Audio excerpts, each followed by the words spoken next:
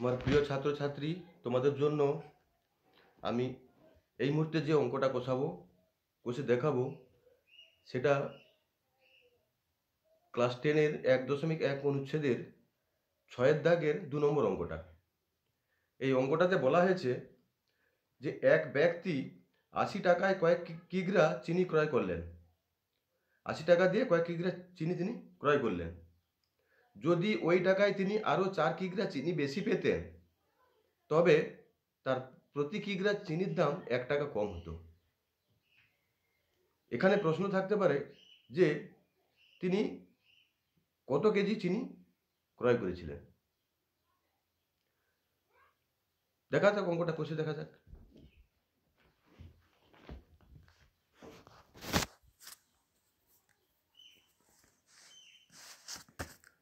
বলা আছে যে 80 টাকায় তিনি কয়েক কিগ্রা চিনি ক্রয় করেছেন। তাহলে আমি মনে করি যে 80 টাকা দিয়ে তিনি আমি মনে করি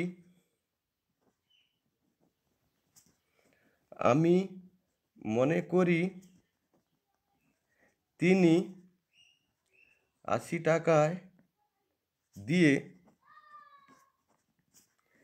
x কেজি চিনি ক্রয় করেছেন। মনে করি তিনি 80 টাকা দিয়ে x কেজি চিনি ক্রয় করেছেন। তাহলে প্রত্যেক কেজি চিনির দাম কত হবে? 80 টাকায় যদি x কেজি ক্রয় করেন তাহলে 1 কেজি চিনির দাম কত হবে? 80/x। অতএব প্রতি কেজি চিনির দাম সমান 80/x টাকা। এবার কি বলেছেন? যদি তিনি ওই টাকা দিয়ে আরও 4 কেজি চিনি বেশি পেতেন, যদি তিনি আরও 4 কেজি চিনি বেশি পেতেন তখন চিনির পরিমাণ কত হতো? x + 4 KG. কারণ আমি ধরেছি যে x কেজি চিনি ক্রয় করেছেন তিনি। যদি আরও 4 কেজি চিনি বেশি পেতেন তখন চিনির পরিমাণ কত হতো? x + 4 KG. তাহলে আমি লিখতে পারি যদি তিনি আরও 4 কেজি চিনি বেশি পেতেন, যদি তিনি আরও 4 কেজি চিনি বেশি পেতেন তবে চিনির পরিমাণ হতো কত? x + 4 KG. x + 4 কেজি হতো। তখন 80 টাকায় কত চিনি পাওয়া যেত? তখন প্রত্যেক কেজি চিনির দাম কত হতো? তিনি তো 80 টাকা দিয়ে কিনেছিলেন। 80 টাকায় যদি তিনি x কেজি চিনি কিনে থাকতেন তখন প্রত্যেক কেজি চিনির দাম হতো 80/x টাকা। এবার বলা হয়েছে যদি তিনি আরও 4 কেজি চিনি বেশি পেতেন তাহলে চিনিটা কত পেতেন? x + 4 KG. তখন প্রত্যেক কেজি চিনির দাম কত হতো? আমি লিখতে পারি অতএব তখন প্রতি কেজি চিনির দাম হতো সমান কত? সেই 80 টাকা তো মোট, সেই 80/x + 4 টাকা। তাহলে প্রথমে যখন x কেজি চিনি ক্রয় করেছিলেন তখন প্রত্যেক কেজি চিনির দাম ছিল 80/x টাকা। আবার যখন 4 কেজি চিনি বেশি পেতেন তখন প্রতি কেজি চিনির দাম হতো 80/x + 4 টাকা। এবার বলা আছে যে তাহলে প্রত্যেক কেজি চিনির দাম আগের থেকে 1 টাকা কম হতো। তাহলে আগে দাম প্রত্যেক কেজি চিনির দাম ছিল 80/x টাকা, 80/x টাকা, আর এখন প্রত্যেক কেজি চিনির দাম হচ্ছে 80/x + 4 টাকা। বলছে এই আগের থেকে এইটার পরিমাণ 1 টাকা কম। তাহলে আমি এই আগেরটার সঙ্গে কি করতে পারি? আগেরটার সঙ্গে 1 টাকা বিয়োগ করলে এই নতুন দাম হবে। অতএব আমি শর্তানুসারে কি লিখতে পারি? অতএব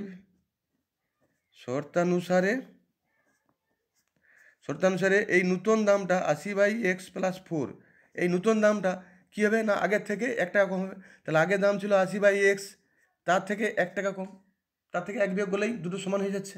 আমি তাই করলাম। এবার আমি সাধারণ সমাধান করব। সাধারণ সমাধান করলে কী হবে, এটা 80/x প্লাস 4 আছে থাকলো সমান, ওদিকে আমি যেমন বিয়োগ করতে হয় বিয়োগ করলাম, লসাগু এর নিচে এক আছে, তাহলে এক আর এক্সের লসাগু এক্স হচ্ছে, তাহলে এখানে ভাগ করলে এক্স একে এক হবে, তাহলে 80 মাইনাস এখানে কী হবে এক্স হবে, সাধারণ বীজগণিতের যে বিয়োগ সেটা করলে এক্স হবে। এবার আমি গুণ করব, বা এটা কি হচ্ছে, এটা হচ্ছে 80, এটার সঙ্গে এটা 80x minus x square, 80x minus x square, আবার কি হচ্ছে 80×4 320, 8×4 32, 320 এটা মাইনাসে প্লাসে মাইনাস 4x, এটা হচ্ছে ইজুকাল টু কত হচ্ছে, ইজুকাল টু 80x হচ্ছে, 80x ইজুকাল টু 80x হচ্ছে, বা 80x minus x square plus 320 minus 4x আছে লিখলাম, এদিক থেকে আসবে কী হবে মাইনাস 80x ইজুকাল টু 0, ওই 80xকে এদিকে নিয়ে চলে এসেছি, তাহলে ইজুকাল টু 0 হয়ে যাচ্ছে, তাহলে এই প্লাস 80x মাইনাস 80x কেটে গেল, থাকলো কি, বা মাইনাস এক্স স্কোয়ার, আগে এটা লিখি মাইনাস 4x, তারপর লিখি প্লাস 320 ইজুকাল টু 0, বা মাইনাস চিহ্ন কমন নিলে কী হচ্ছে সবগুলো চেঞ্জ হয়ে যাবে, একটা যদি মাইনাস চিহ্ন কমন নিয়ে নিই তাহলে কী হচ্ছে সবার বাম দিকে সবার সাইনটা চেঞ্জ হয়ে যাবে, তাহলে এটাকে যদি আমি প্লাস এক্স স্কোয়ার করি তাহলে এটা প্লাস 4x হবে, এটা মাইনাস 320 হবে ইজুকাল টু 0।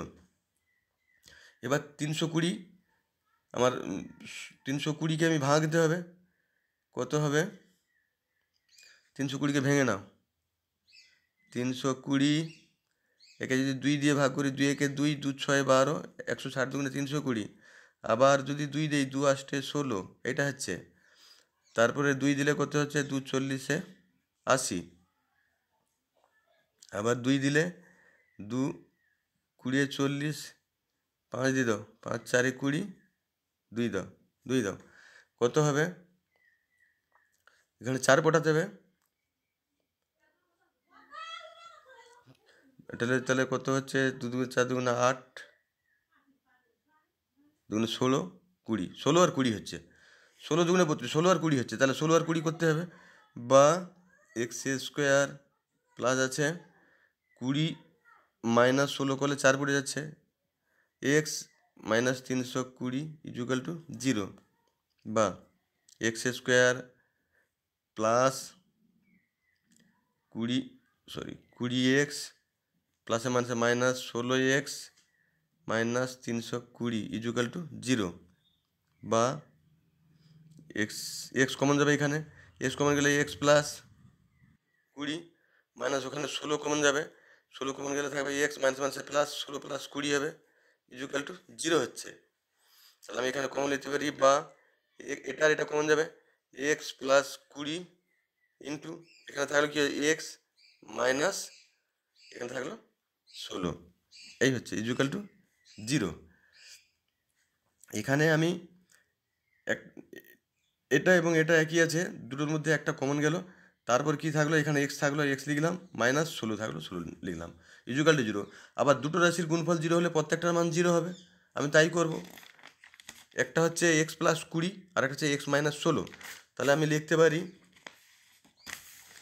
পারি যে অতএব এক্স প্লাস 20 ইজুকাল টু 0, আর একটা হবে কত হবে x minus 9 equal to 0, minus 9 কি minus 16, x minus 16 equal to 0, বা এক্স ইজুকাল টু মাইনাস 20, আর একটা কী হবে এক্স ইজুকাল টু 16। আচ্ছা, এবার এখানে কি বলা হয়েছিল না, ওই চিনির পরিমাণ, তিনি কত কেজি চিনি ক্রয় করেছিলেন, তাহলে চিনির পরিমাণ কখনো ঋণাত্মক হতে পারে না, যে মাইনাস এত কেজি চিনি এরকম তো হতে পারে না, তাই এই যে এক্স ইজুকাল টু মাইনাস 20 এটা গ্রহণযোগ্য নয়, তাহলে আমি লিখতে পারি x not equal to minus 20, তাহলে আমার গ্রহণযোগ্য উত্তরটা কী হবে না, গ্রহণযোগ্য উত্তর হবে 16, এক্সের মানটা প্লাস 16 এসছে, তাহলে 16, তো অতএব তিনি 16 কেজি চিনি ক্রয় করেছিলেন, অতএব তিনি 16 কেজি চিনি ক্রয় করেছিলেন। এই এই অঙ্ক হয়ে গেল অঙ্কটা। এবার প্রত্যেক ছাত্রকে আমি একটা কথা বলবো যে এই অঙ্কগুলো যখন আমার ইউটিউব চ্যানেলে গিয়ে যখন অঙ্কগুলো দেখবে, পুরো অঙ্কটা একদম ঠিক মন দিয়ে ভালো করে দেখবে, অবশ্যই বুঝতে পারবে। আর অঙ্কটা দেখার পর আমার এই চ্যানেলটাকে সাবস্ক্রাইব করে দেবে, আর বেল আইকনটা বাজিয়ে দেবে। লাইক, কমেন্ট, শেয়ার সবই করে দেবে, কারণ নিজেও দেখবে আর বন্ধু বান্ধবদেরকেও দেখার সুযোগ করে দেবে। আর যাতে করে নিজের ফোনে তাড়াতাড়ি এই আমার ভিডিওগুলো চলে যায়, তার জন্য সাবস্ক্রাইবটাও করে দেবে।